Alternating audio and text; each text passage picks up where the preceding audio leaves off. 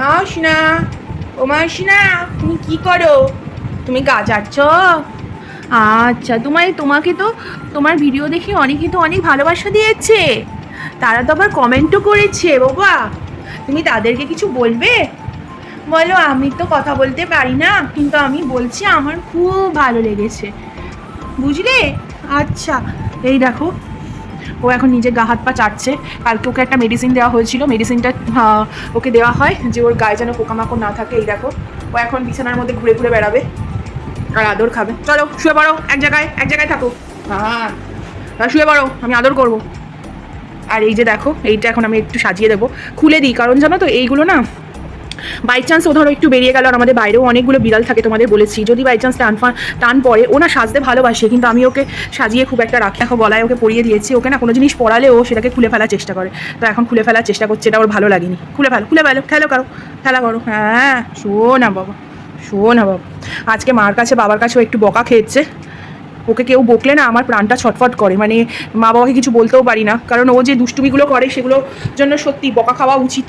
কি করে জানো, ওর টয়লেট পটি করার সব জায়গা আছে ছাদে, বা আমাদের ঘরের ভেতরেও ওর সমস্ত জিনিস করে দেওয়া আছে, কিন্তু ও কী করবে, ইচ্ছা করে ও কিচ্ছে আমাদের যেখানে তোমার একটা স্টেশনারি গুডস রাখার জায়গা আছে, ঠিক ওখানে গিয়ে টয়লেট করবে। তারপর তোমার আমাদের ওয়াশিং মেশিনের পাশে গিয়ে টয়লেট করবে। ওর কিছু কমন জায়গাগুলো আছে, ওখানে গিয়ে ও দিনে 4 থেকে 5 বার টয়লেট করবে। তাহলে বুঝতেই পারছো, ওইগুলো পুরো মাকে পরিষ্কার করতে হয়। আর ওর টয়লেটে না খুব পাঞ্চেন্ট একটা স্মেল থাকে, মানে খুব তীব্র গন্ধ, মানে ইনস্ট্যান্ট পরিষ্কার না করলে না সেটা না মানে গন্ধতে থাকা যায় না। আর আজব ব্যাপার, যখন ধরো মা বাবারা থাকে না আমার সঙ্গে বা আমার হাজব্যান্ডের সঙ্গে থাকে, ও সত্যি কিন্তু টয়লেট করে না, মানে ওইটা হচ্ছে ওর আগে করে। কার জন্য? মার জন্য। কারণ কি? কারণ আমাদের বাইরে যে বিল্লুগুলো আছে সেই বিল্লুদের মা খেতে দেয়, আমিও কিন্তু খেতে দিই, বাবাও খেতে দেয়, কিন্তু ওর মার ওপরই যত রাগ। বলে না আমাদের সব থেকে বেশি দেয় শুধুমাত্র, মানে এটা যে বিড়াল বলে নয়, মানে তোমরাও রিলেট করতে পারবে বা আমরাও রিলেট করতে পারবো। আমাদের কিন্তু বাবা যতই বকা দিক বা আদার্সরা যতই বকা দিক না কেন, কিন্তু মা যদি বকা দেয়, সেই মায়ের বকার কিন্তু অভিমান কিন্তু খুব বেশি হয়। বা ধরো তোমার মা আমাদের সামনে অন্য কাউকে মানে ভালোবাসছে, এটা দেখলে কিন্তু আমরা কিন্তু মানে আমাদের রাগটাকে কন্ট্রোল করতে পারি না, তখন কিন্তু আমরা এরকম করে থাকি। তো ওটাও ও করে হয়তো এটা বোঝানোর জন্য যে ওর মাটা শুধুমাত্র ওর।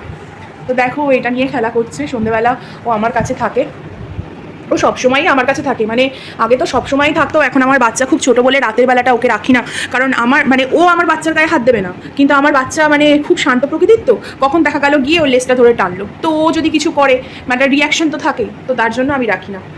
কিন্তু সারাটাক্ষণও কিন্তু যতক্ষণ সকাল থেকে রাত অবধি, মানে রাতে ঘুমাতে যাওয়ার আগে অবধি, ও বেশিরভাগ সময় কিন্তু আমার কাছে থাকে। আমি অফিস থেকে বাড়ি ফিরলেই ও বসে থাকে, জানো, বারান্দায় বসে থাকে। একদিন দেখাবো আমার রাস্তার দিকে মুখ করে যে আমি কখন বাড়ি ফিরবো। এই দেখো, লেজটা নড়ছে, টুই টুই টুই টুই টুই টুই টুই।